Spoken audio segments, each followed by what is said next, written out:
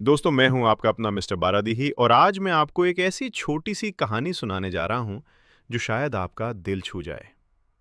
एक बार एक यात्री घने जंगल के रास्ते से गुजर रहा था, थका हुआ, परेशान और मन में बोझ तक भरा हुआ। रास्ते में उसे एक साधु बाबा दिखे जो मुस्कुराते हुए उसकी ओर देख रहे थे। बाबा बोले, क्या बात है बेटा, चेहरे पर इतना बोझ क्यों? यात्री ने गहरी सांस ली और कहा, बाबा, मेरी जिंदगी में बस परेशानियां ही परेशानियां हैं। जहां देखूं बस पत्थर ही पत्थर। साधु बाबा मुस्कुराए।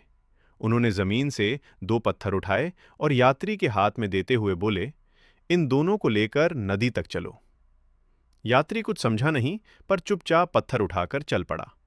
थोड़ी दूरी जाते ही वो चिड़चिड़ा हो गया। बाबा, ये पत्थर बहुत भारी हैं, ये क्यों दे दिए? बाबा बोले, ठीक है बेटा, अब एक पत्थर पानी में फेंक दो।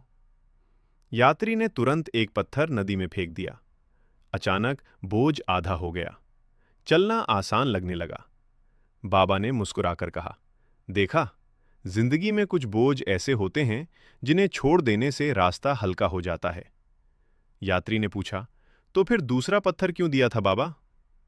साधु बाबा ने उस पर हाथ रखा और बोले, वो इसलिए बेटे कि तुम समझ सको, जिंदगी में कुछ बोझ ऐसे होते हैं जिन्हें उठाए रखना पड़ता है, क्योंकि वही तुम्हें मजबूत बनाते हैं। और कुछ बोझ ऐसे होते हैं जिन्हें छोड़ देना चाहिए ताकि तुम आगे बढ़ सको। यात्री की आंखें भर आईं। वो बोला, सच है बाबा, जिंदगी दो पत्थरों जैसी ही है, कुछ उठाने पड़ते हैं और कुछ छोड़ने। दोस्तों, हम सब की जिंदगी में भी ऐसे ही दो पत्थर होते हैं। कुछ जिम्मेदारियां जो हमें मजबूत बनाती हैं और कुछ परेशानियां जिन्हें छोड़ देने में ही भलाई है। अगर कहानी